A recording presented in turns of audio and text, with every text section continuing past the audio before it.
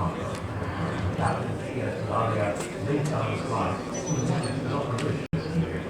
Since then, India participated in HSE of the 72 peacekeeping missions and has contributed over 275,000 troops, as well as large percentages of peacekeepers in the Chinese coalition, and has also provided critical sectors in aviation. They left the carrying new mandated tasks with a new understanding of sensitivity. Our operations include developing lines of communication, supporting government agencies, and conduct of offensive operations against illegal armed groups. Military assistance and dissolve poverty, the most compelling mandate of UN peacekeeping. India established a center for peacekeeping to advance in peacekeeping operations, avoid indigenously manufactured, equipped world communities.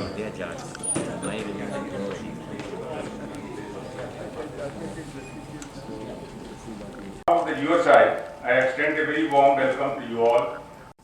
Few words about the UN mission in Sierra Leone. On 22nd October 1999, the UN Security Council authorized the establishment of this mission. This was a multinational UN peacekeeping force which was deployed under the command of then GeneralVkJetley, which included military and civil police from more than 30 countries. In December 1999, the Indian contribution was heavy fighting and the support element from the army and an air force contingent of the helicopters. In June-July 2000, the fighting elements were further reinforced, including an air force detachment of attack vectors after the crisis of hostage taking by the rebel in Sierra Leone. High point of the UN mission in Sierra Leone was Operation Kukri. That happened in the month of July 2000. This was a unique multinational operation involving the troops from India, Ghana, Britain, and Nigeria. The operation broke a 2-month-long siege held by the armed cadre of the rebels, which surrounded the 2 infantry companies in Sierra Leone. Its successful execution displayed the effectiveness of UN force and professionalism and the dedication of the Indian Armed Forces. To tell us more about the UN mission in Sierra Leone and about his book, The Unforgettable Saga of Sierra Leone, today we have GeneralVkJetley with us. Before we proceed further, let me briefly introduce the panelists. Air Chief Marshal Tipnis, the former Chief of Air Staff from December 1998 to December 2001, a veteran of 1965 and Kargil operation. As Chief of Air Staff, his timely and critical contribution and support for this mission in Sierra Leone is well acknowledged. Major D.C. Katur, a third-generation Indian Army veteran with 4 decades of distinguished service, is the former director of the Center for Land Warfare Studies and is presently Director, India Foundation. He regularly writes and speaks on the issues of national security, defense, and foreign issues on the various forums. Today, we will initiate the discussion with the author on this book. And finally, the author of the book, GeneralVkJetley, he is from a family of Indian Army veterans with a history stretching back to World War I. Following his fathers, all 3 brothers joined, and 2 of them reached the rank of Lieutenant General. His elder brother, Lieutenant General Jetley, is also present in the audience. He has had various staff and command appointments, and the 2 challenging appointments were Command of the Sierra Brigade and Force Commander Sierra. Without any further delay, now invite General Jetley to introduce and share the brief insight about his book. Over to you.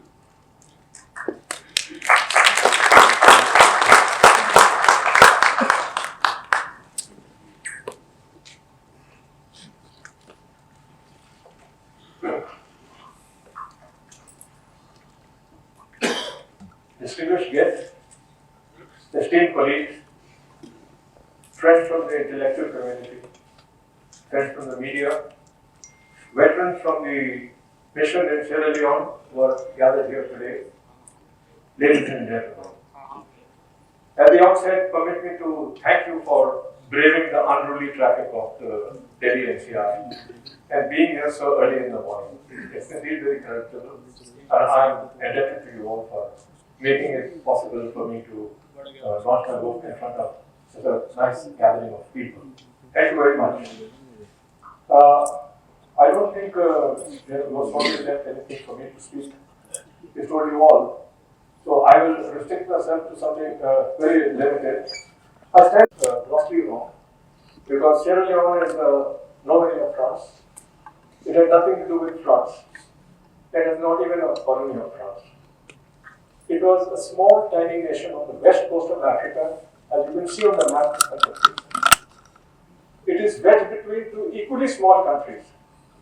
It had Guinea to the north of it, north and east, and Liberia to the east and south of it. And on the west of it is the mighty Atlantic Ocean.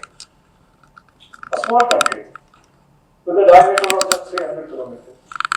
It has a total area of about 72 square kilometers only. And it would have counted for nothing. But this country punched above its weight. It punched above its weight because of the bounty bestowed on it by nature. And the bounty was in the form of mineral wealth. It had gold, it had silver, it had rutile, it had diamonds and diamonds and diamonds. And I say it twice because I thought diamonds were only colorless. I didn't know there were pink diamonds, there were yellow diamonds, and the green diamonds. They were all there in Sierra Leone, although I didn't see a single one of them. But they were diamonds nevertheless. But despite being, on the one hand, one of the richest countries, resources-wise, paradoxically it was one of the poorest countries in the world. For the simple reason it was underdeveloped. It had lacked infrastructure. It had one defunct railway line. It had one TV station. It had only one international airport, and that also not in a very good state. And the biggest problem was there were the 5 million people.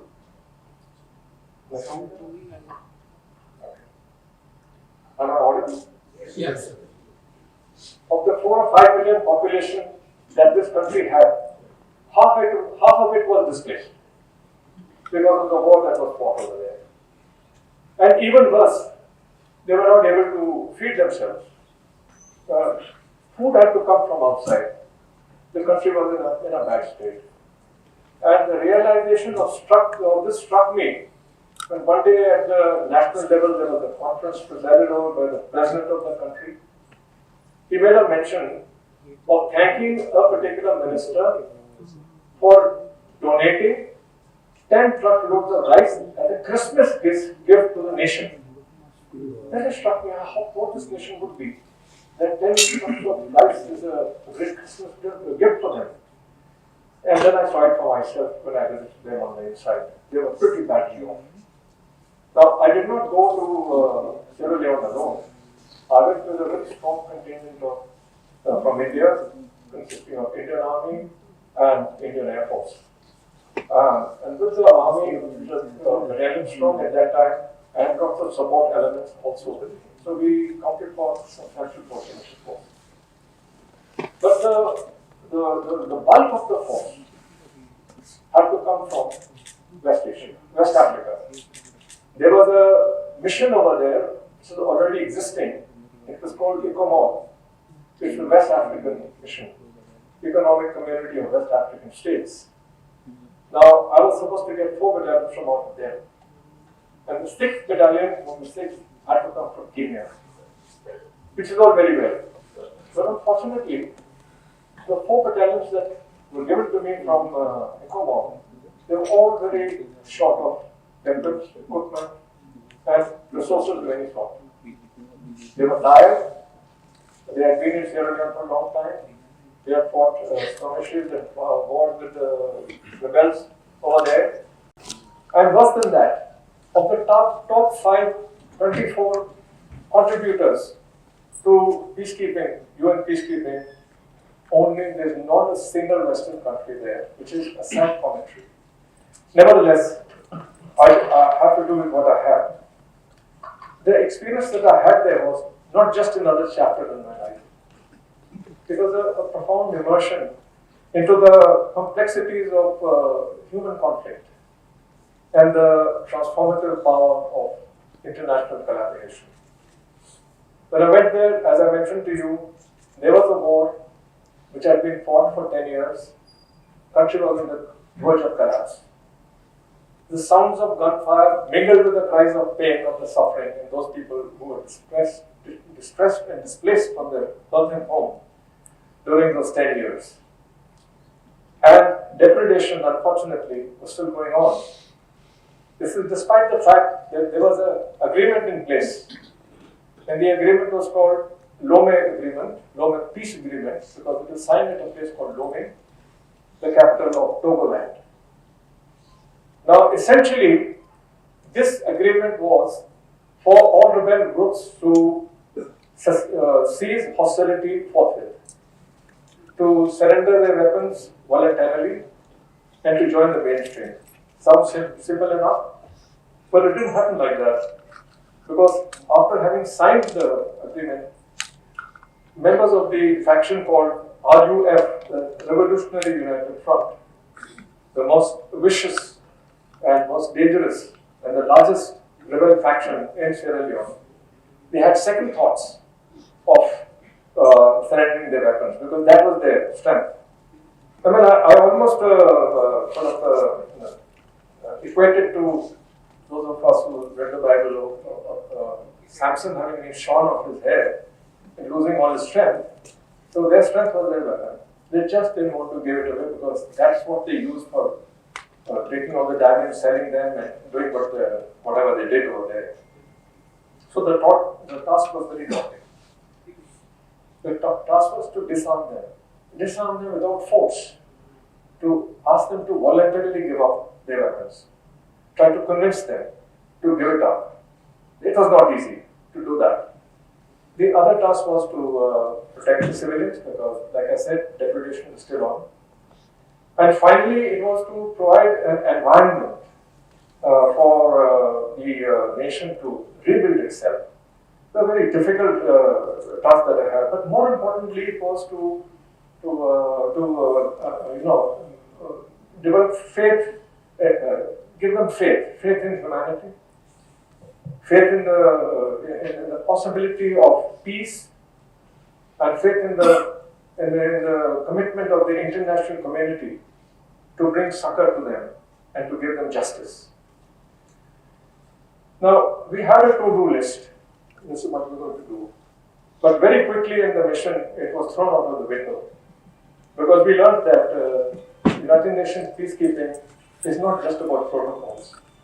It's also about navigating the messy reality of human conflict. This is something we're not bargained for.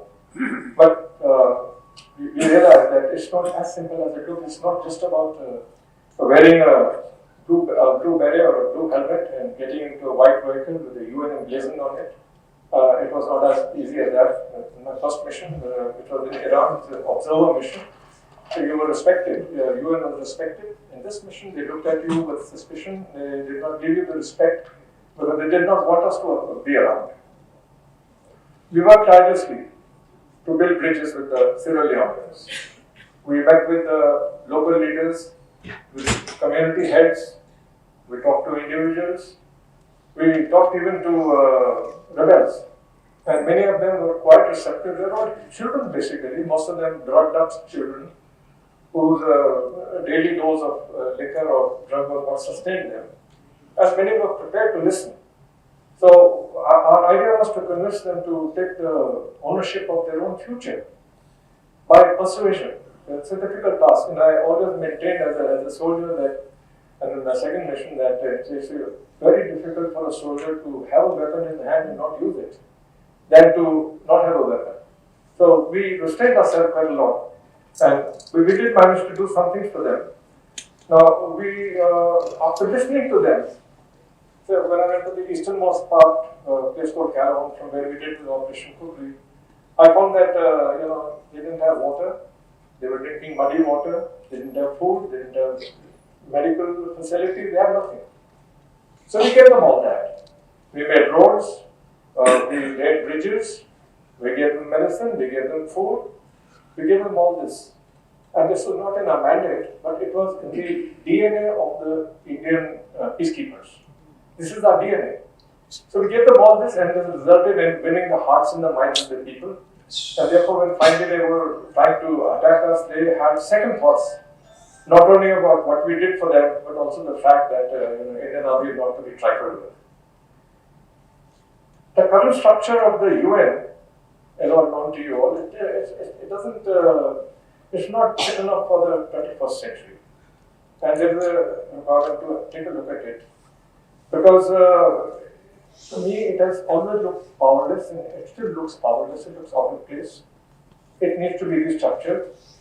Because what happened in Sierra Leone 25 years ago is equally relevant today and going to be relevant in the future. Because the world is full of conflicts.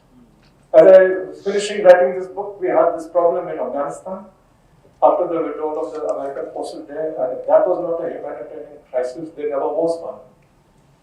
And as I went further down, and I was finishing off the Ukraine war with Russia, and Russian war with Ukraine broke out, and then the Israeli and Hamas war, and I don't know what's next. And then we see that Balochistan is going up in flames, and then we have something in Bangladesh. So the world is like, it's like a volcano ready to erupt any time. And therefore, it's essential for the United Nations to take a relook at the way they have been structured, so that peacekeeping can be done. Now, also my recommendation that because we are all Indians sitting here, or most of us are at least, except for one or two, the fact that we are a 1.4 billion strong country, we are a vibrant democracy, we are a military power, we are fast becoming an economic power, and more importantly, the manner in which we conduct UN operations, which we have been doing in the East for so long, we have honed it to a fine art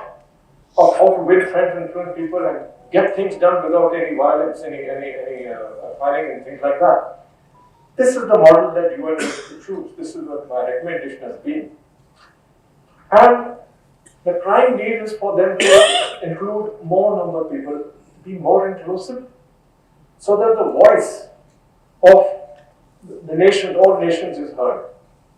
Not just of the big five, which is unfortunately the case right now. If the big five decide that they need to send a peacekeeping mission to some place, they will send it there. If they feel otherwise, no. So the general trend has been that they will take action where their interest lies, and otherwise, or where any interest of any of their proteges lies. If they want to get something out of some other nation, which is what they keep doing. Like for example, Nigerians were backed by both the Americans and the British because they wanted to get the oil prices of OPEC down. So they backed them. Otherwise, they won't do anything. They've been genocide. We all heard of Rwanda and things like that. So it should not happen like that, I personally feel. So it's not just my book is not it's just a memoir. Now, despite all that we did there, despite all that, the RUF abrogated the Lome Agreement and they attacked us. They attacked my Kenyan troops. The next day they tricked the Zambian troops who had just about inducted a week back into the mission and managed to capture a large number of them, and they surrounded the Indians.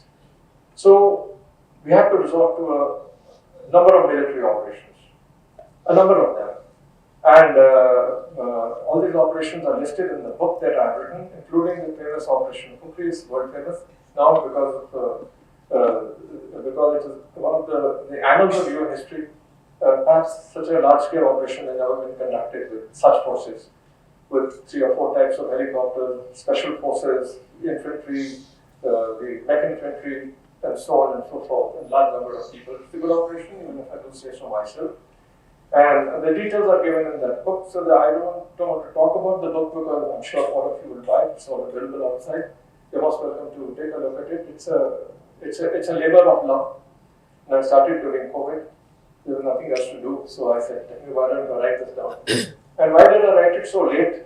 I tell the reason. The reason is that there are a lot of people who have been wanting to say that I did this and I did that, and I want to say I didn't do anything, frankly, but I want to tell you what happened there. So that's exactly what I put in the book. This is what happened. This is my point of view.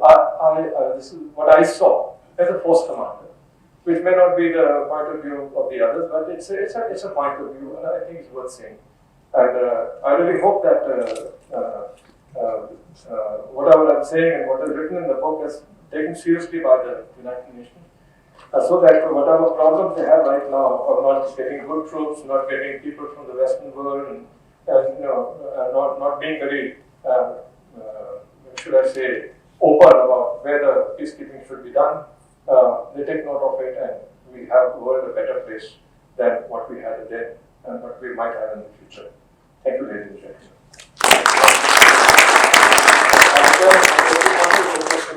Oh, no, sorry, sir.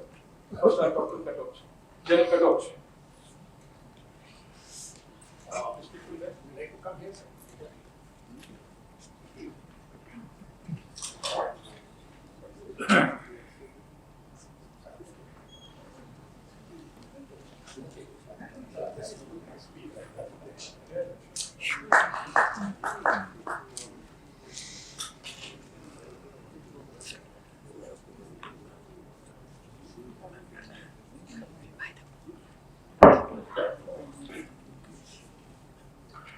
Namaskar.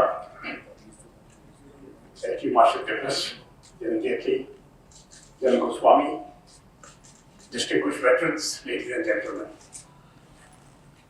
It was about a few weeks back when General Jetley rang me up and he said he'd written a book. And he asked me if I would like to meet and discuss it. Now, General Jetley has got many talents. He's one of the most respected officers of our regiment. Anybody who has been with him knows his capacity, his capability, his skills. And as a regimental officer, I grew up with that. He was my boss, he was the senior. And when I was commanding a sector in Mizoram as a brigadier, he was the co-commander. So I knew him very well, but one thing I didn't know was that he was an author. And that I came to know when I accepted his offer to discuss this book here. Not ready to discuss, to talk about the book. It's very difficult to discuss a book like this. And that was the time I actually read the book. All of you would have seen that book. Nice fat book. And to stand here in front of you to even talk about this book, I had to read it twice. Not a hard copy, a soft copy. And General Jetley, I have been through it twice. And that is why I want to talk of certain aspects which are outside the book, but I think which are very relevant, because ultimately it will all get related to what the book is all about and why it is important. The foreword is written by General Vij. All of you know our chief, General Vij, my regimental officer, my colonel of the regiment, and now the honorary colonel of the regiment. He's not here today. But if you read that foreword also, you will get an excellent understanding of the background under which General Jetley operated. Very difficult times. Ambassador Mukherjee has also written and given a very, very concise and clear picture as to what were the challenges which were existing at that time. The ambassador sitting here. And there are other people who are mentioned in the book who are in this audience. So it is, in a sense, it is something like history coming alive.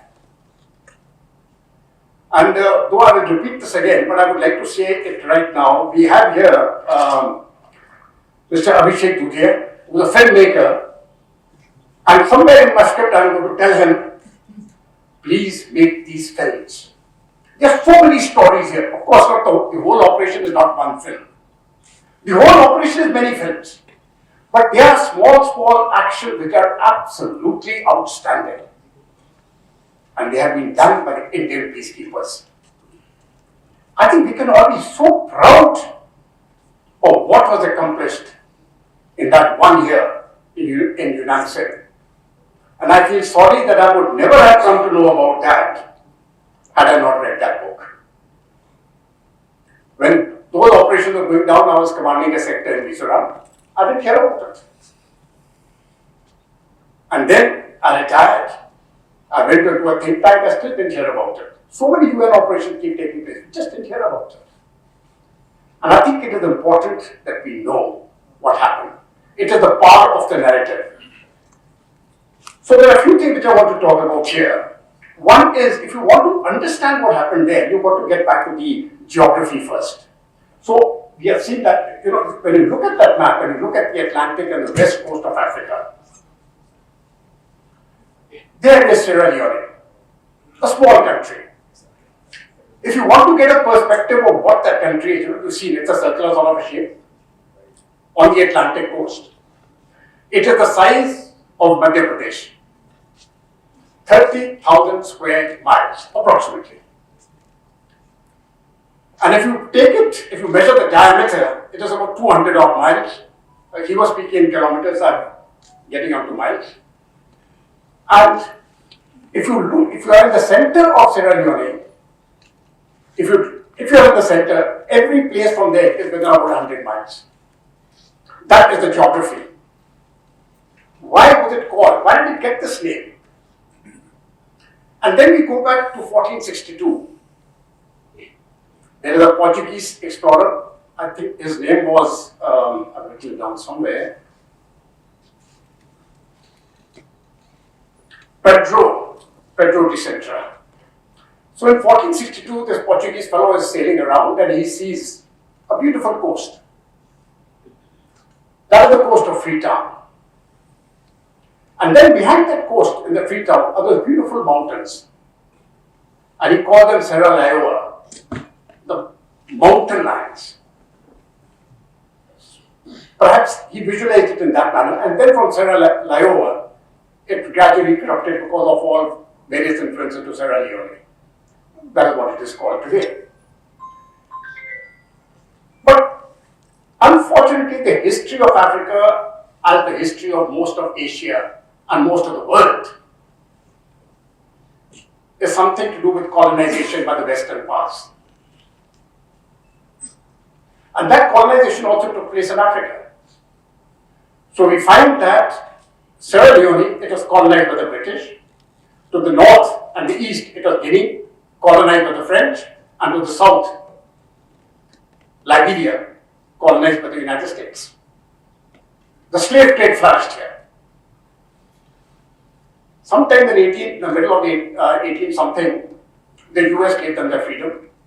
But the other countries got it sometime in in the middle of 1962 or something like that. That is when they became free. They got their independence. And the tragedy is that these are very rich countries. Very rich countries with very poor people. The population, now imagine Madhya Pradesh, which has got a population, I think, of about 10 times what Sierra Leone has got. So here, at that point of time, when we were looking 25 years ago, this particular country had a population of 4.4 million, 44 lakhs. As the general said, half of them were displaced people. With a rich country like that, everybody should have been a millionaire. It should have been absolutely heaven on earth. But it was not destined to be, because it had those minerals. It had those diamonds. It had that gold, it had the bauxite, it had the titanium. And everybody else wanted that. So you exploit those resources. Who's worried about those people? The power of the narrative is so strong that today if 1,000 people die in Africa, nobody cares a damn.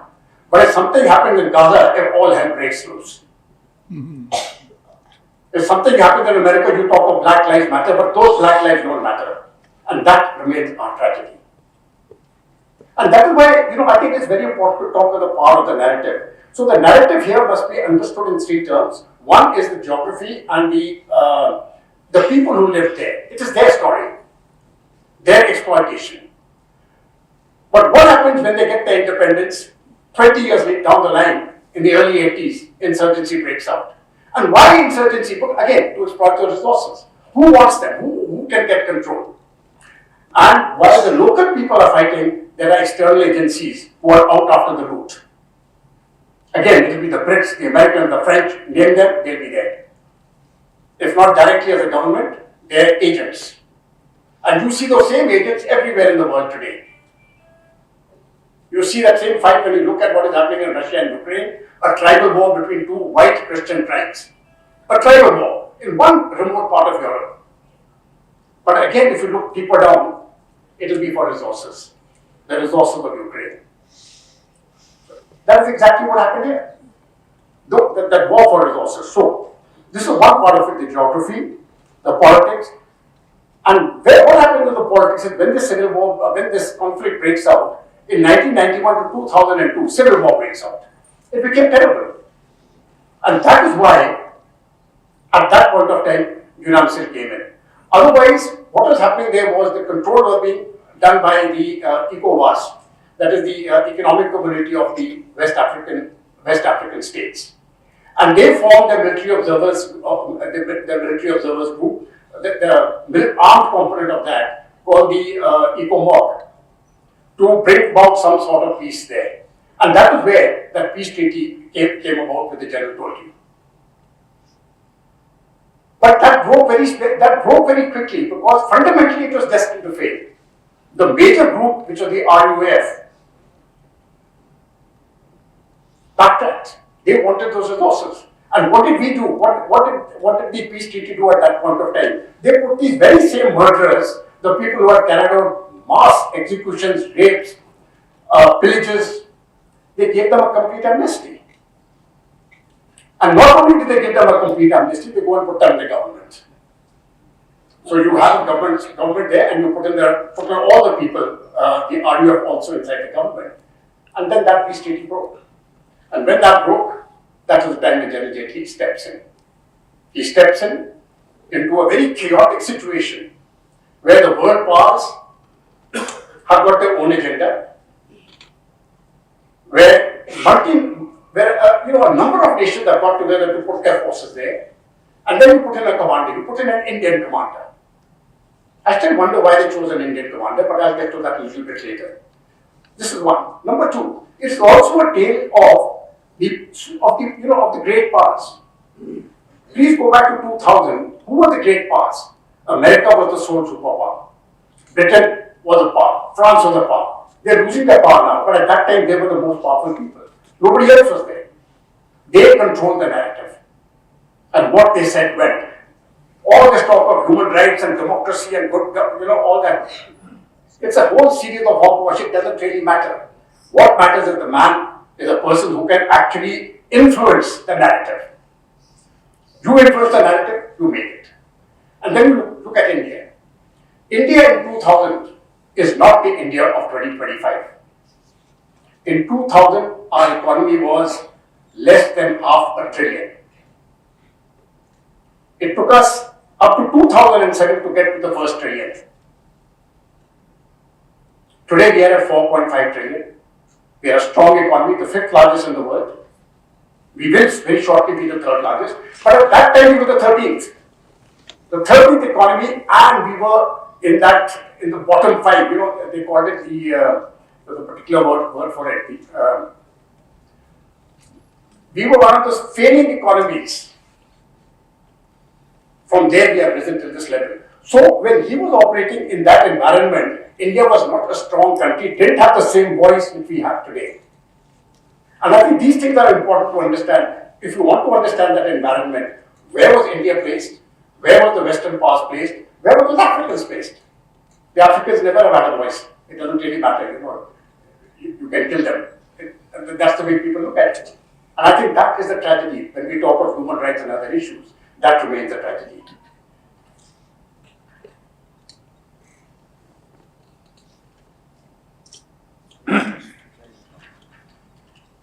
I think it was the wealth which was actually there in Sierra Leone, which became the problem, because everybody wanted their wealth, including the local rascals, the RUF and all the other gangs. And this problem is going to continue because that wealth is still there and that exploitation will still carry on. Now, why are narratives important? I'm so glad that Jetley wrote this book. Because if you don't write your history, somebody else will. And I want to give you, what General Jetley has put somewhere in the second or third chapter. He's given a quote by Santana. Now, all of us know that quote by the same gentleman when he says that those who forget history are destined to repeat it. But he made another quote which he has given here, which I'll just read out, where he says, history is a pack of lies about events that never happened, told by people who were not there. And I don't want this history of Sierra Leone, the history of UNAMSIL, to be written by other people. 25 years later, it has been written. It is our history. And I think it's a very important history because in my business, where I'm working in a think tank for the last 15 odd years, I'm in the business of narratives. And this narrative is one of the most authentic narratives that I have read. Straight from the heart, true. Typical of a soldier, no embellishments. जैसे देखा वैसे लिख दिया. It also exemplifies the Indian Armed Forces. That's the way we are. We see it, we say it, and that's it. Nobody expects any rewards. And I think General Jetley has just done that. But it's a very important narrative to write. Because it sets many things straight. All the problems which take place in the initial stages, the coordination which has to happen between various agencies. Here they put a military commander, they've also put a special representative of the Secretary General. Now that chap is also a big dad, he thinks he's controlling the show. He doesn't have a clue about what the military does. There are so many other organizations, the British have their interest, they want to evacuate their personnel, the Americans have theirs, everybody has their interest. Not a single soul is looking at the interest of the people of Sierra Leone. That was left to this man, one man, as the commander of that force. And he executed it brilliantly. I think that is the greatness of that. Now, why narratives are important, which I would like to tell you. One, take your mind back to the great war or the great battle between Alexander and Porus.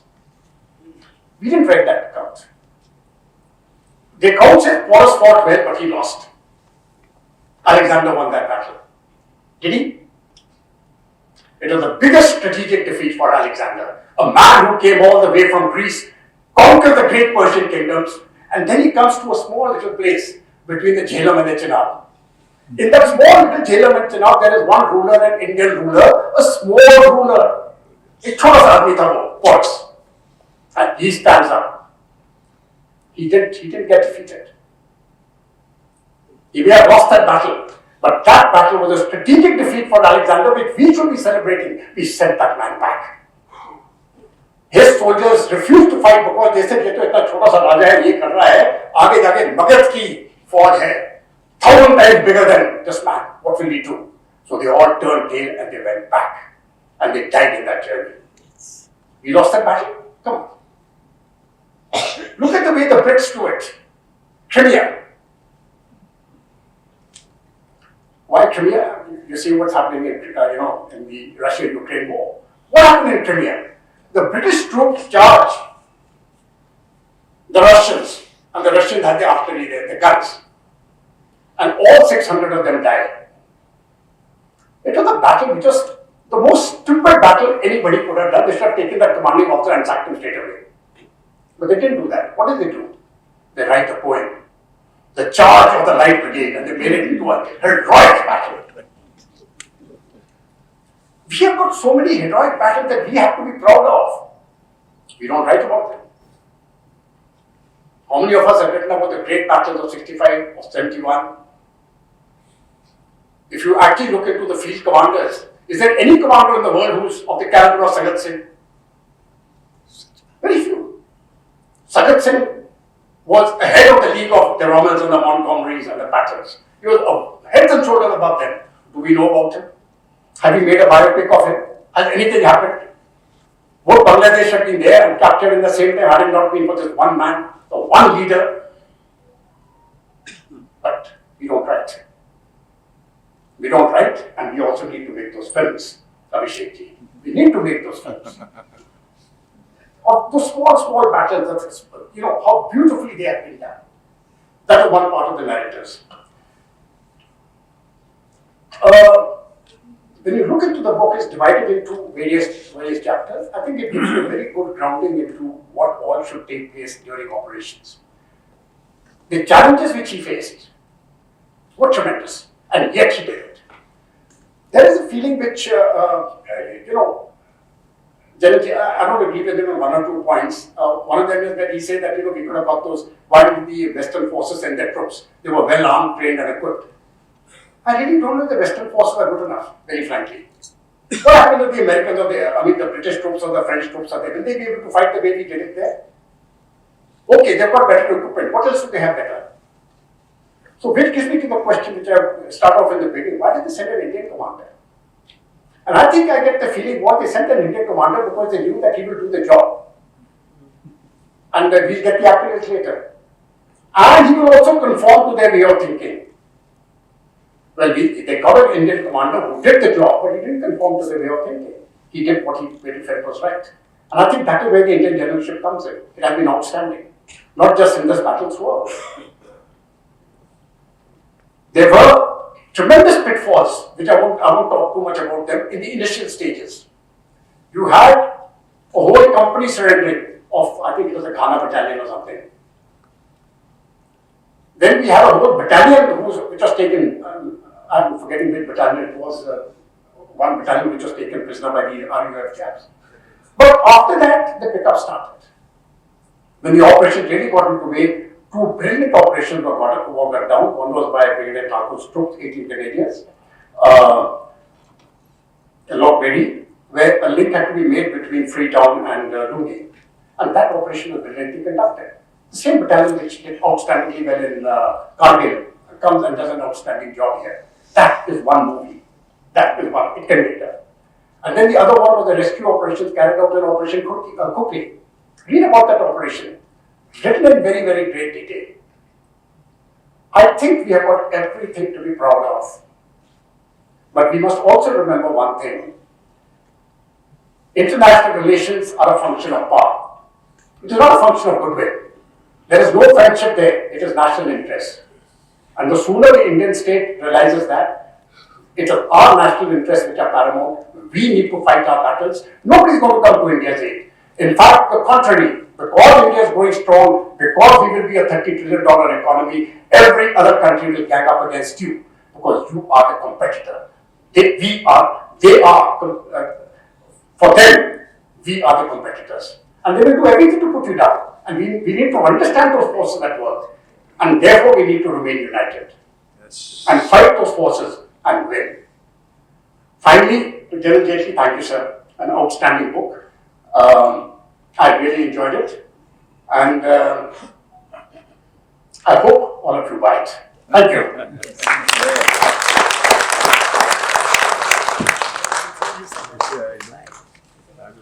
को मैं दिखा पाऊंगा तो मेरे लिए ये बहुत बड़ी बात होगी क्योंकि जेटली सर ने बहुत मेहनत से और दिल से ये बुक लिखी है और वो कल आप भी पढ़ोगे तो आप भी महसूस करोगे तो जब हम बुक पढ़ते हैं तो हमें लगता है कि हम उस जगह पर पहुंच गए हैं सियरा लियोन में और शिवाज सर और ठाकुर सर के साथ और जेटली सर के साथ उस बैटल का हिस्सा तो अगर मैं ऑडियंस को ये एहसास दिला पाया तो मेरे लिए बहुत बड़ी बात होगी और भारतीय सेना का और उनके शौर्य का जितना भी शुक्रिया अदा किया जाए बहुत कम है और हमारी मतलब बदकिस्मती बोलिए या क्या बोलिए कि हमारे ऊपर फिल्म बहुत कम बनती है तो हर हिंदुस्तानी का एक फर्ज होता है आर्मी तो अपना फर्ज बखूबी निभा रही है लेकिन अगर फिल्म मेकर में अपना फर्ज कैसे निभाऊंगा तो मैं उनके ऊपर फिल्म बनाता हूँ क्योंकि मैं सेना में जा नहीं पाया उसका मुझे दुख है उस वजह से मैं इस तरह से पूरा करता हूँ तो मेरी लास्ट फिल्म थी बुज द फायर ऑफ इंडिया अभी मैं बालाकोट पे फिल्म बना रहा हूँ सरदार भाना सिंह पे बना रहा हूँ और कमाल की जो जनरल जेटली साहब की बुक है उनके ऊपर बना रहा हूँ thank you very much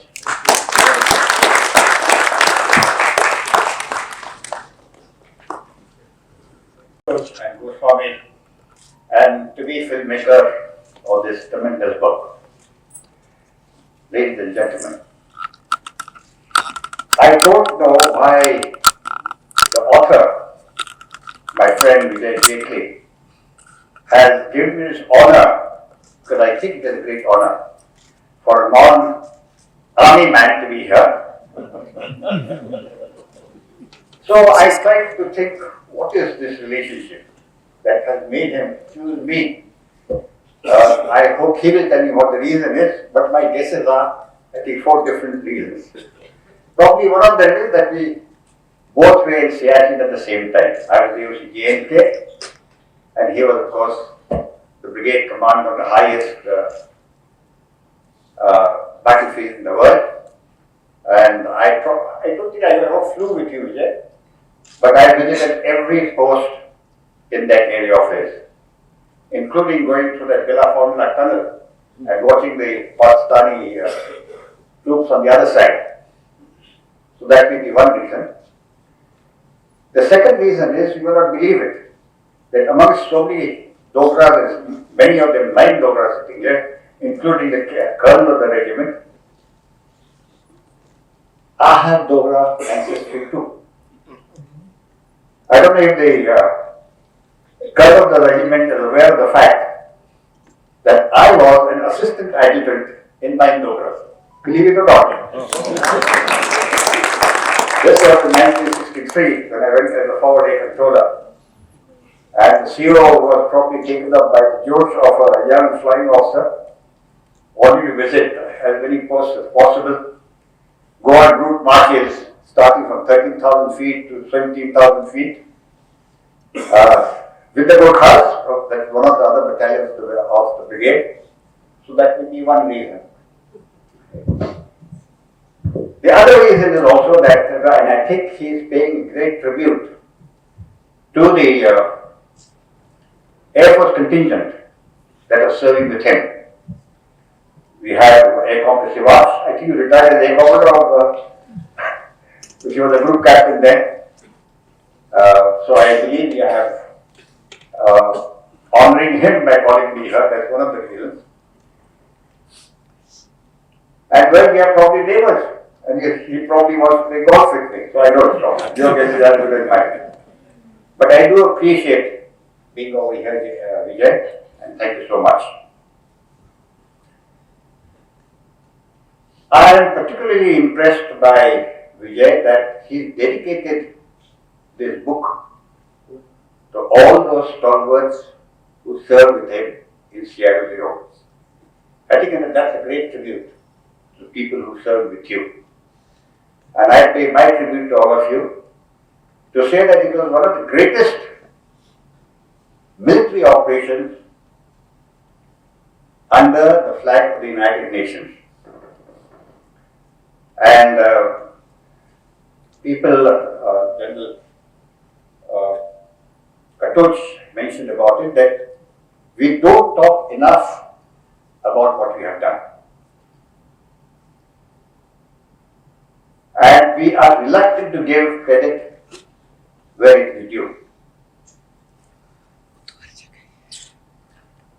All of you have,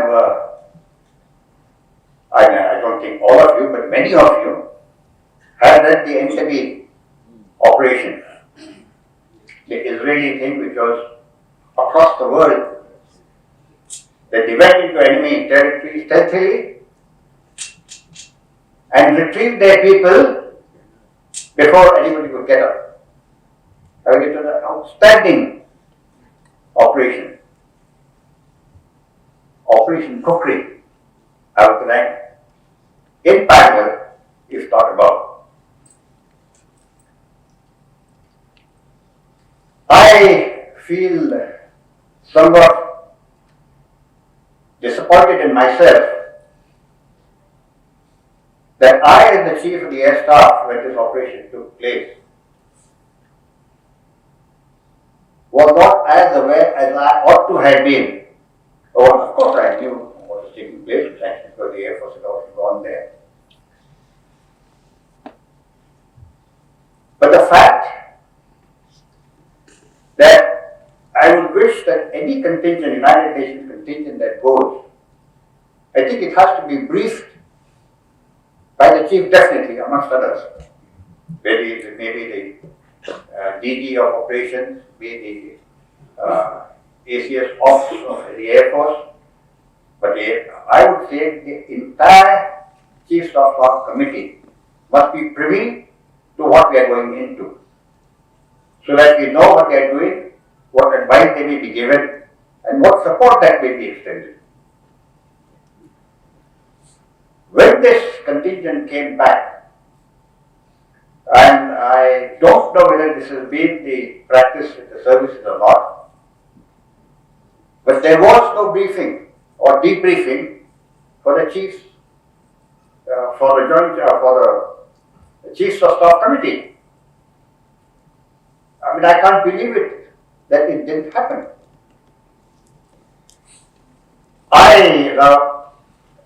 When he invited me to release this book, the first thing he said, okay, देना है book, किताब दे लेंगे, और he said, here, this is why I have great honor in releasing this book.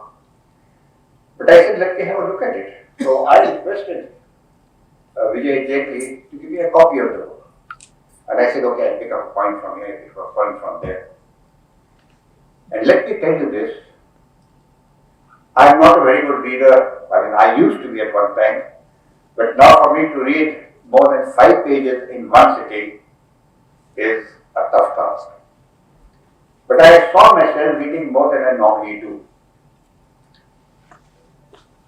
Of course, the initial pages, because it's a big book, number of pages, I did some fast reading of the initial pages. But when I came to Operation Cookery,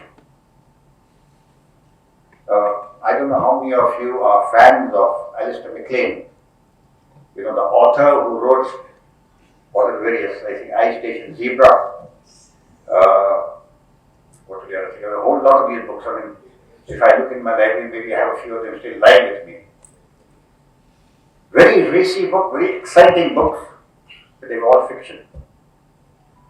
I think Jetley, in that, his description of Operation Cookery, it's not fiction, it's real life. Now, I am not a army technician or strategist, but the way that he oversaw the entire situation and realized that the only way that these guys can be extracted from the grips of the RUF, the United Front, the Rebel United Front, was that you had to pick them up as the NTP operation did. Now, already they have talked about the shortage of arms, this, that, and the other. But I don't think I heard anything said about the British contingent.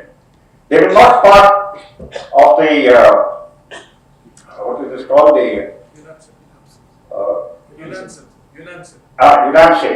the United Nations mission in Sierra Leone. There was a British contingent there. They had a ship there, there's some people. But they were fiddling around the place because there was one man there and they were not part of UNAMSIL.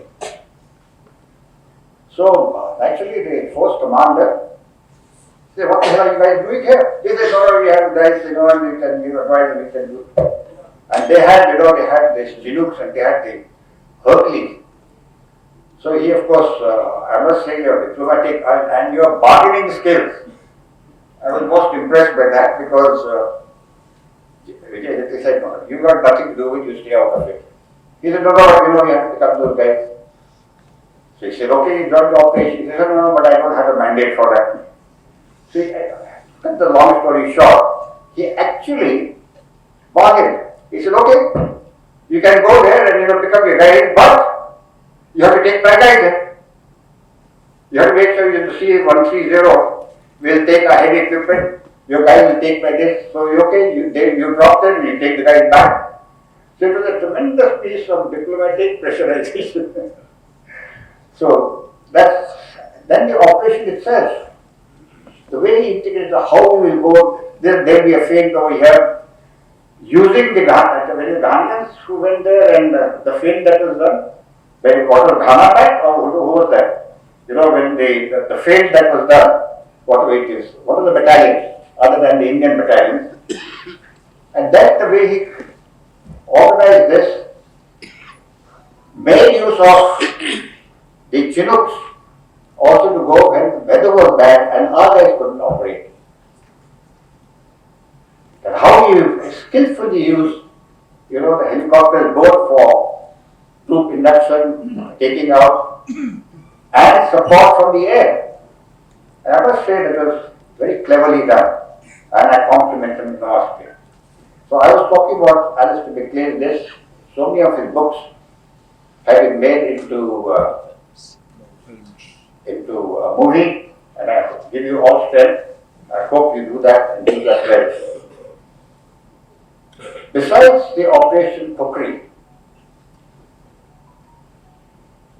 I found the epilogue of the book very interesting. I don't know how many of you know General Jetley, but he's an enormous, I feel sometimes he's overly polite. He's so, always, giving the due respect and always giving a listening ear. And, the way he treated the officials of the United Nations. But, when the United Nations, now see when he said he wanted to go ahead from the United Nations, and the Secretary General, Kofi Annan, said, yeah, okay. So he said, well, can you give it to me in writing? He said, no, you decide. I'm not, you want to do it or you don't want to do it. Now, for him to take that risk, knowing if he goes in and there is a such issue, he is the scapegoat. If there are losses, again people will question him.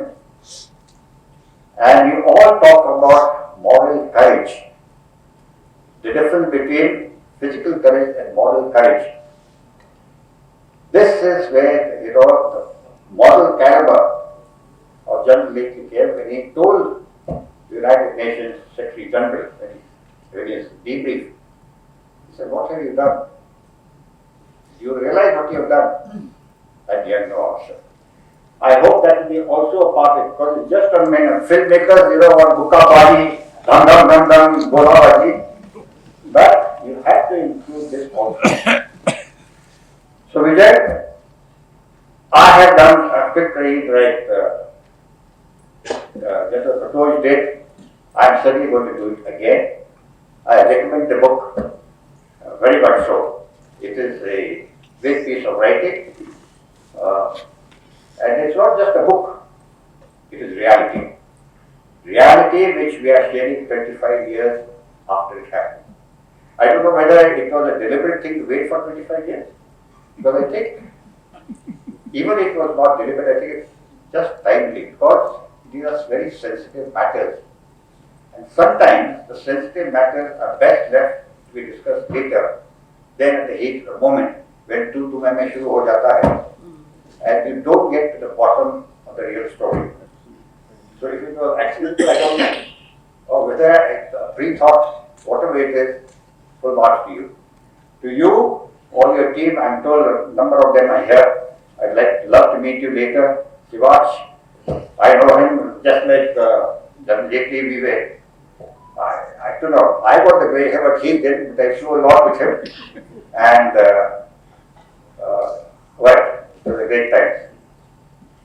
Thank you so much for listening to me. I think I've spoken that more than I ought to have. I'm supposed to have the book. I'm ready for it now. Thank you all so much. Do read the book.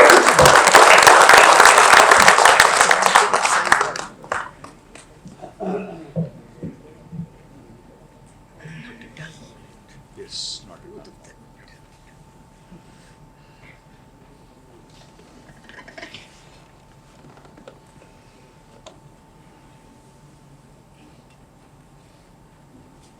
Thank you very much, sir, for all that you said. I don't deserve all that you've said. I'm not overly polite, but I really mean that. It was absolutely too much about it. Before we do this launch, I want to request all of you to join us for lunch which led downstairs. We don't have a very big, huge dining hall here to accommodate everybody. So arrangements are needed. So you can continue on it. Yeah. For that, any questions? Any questions? If anybody wants to ask anything, I'd be happy to answer. Soft corner for the author to do and to say what he did, why he did, was it right, was it not. At College of Air Warfare, College of Infantry, MAU, and the Naval College, all over, and come under scrutiny. So that's it. I mean, I take with it, but what I would say is that in military diplomacy, keep the brimstone, the unforgettable saga of Sierra Leone.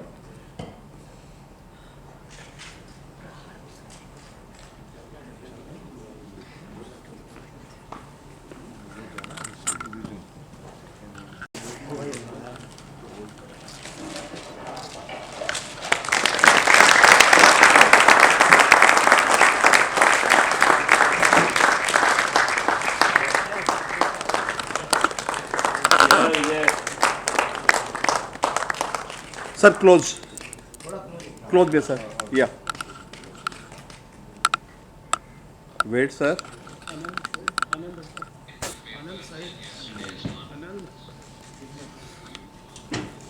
Hold, sir, hold.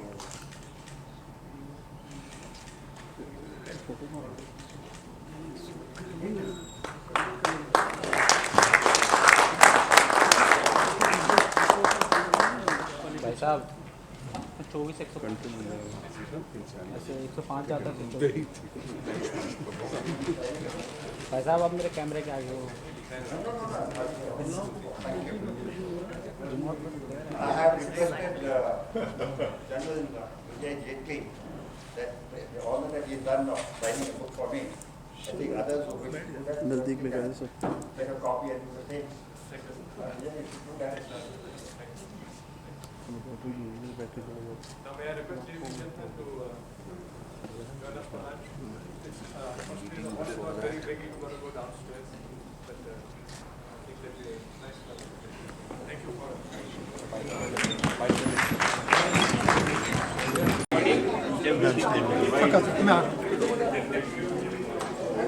Thank you very much. Thank you, sir. Thank you very much. Wonderful venture. Thank you. This is Jane, sir. Saying hi. दिन की याद आ रही थी हाँ बहुत अच्छा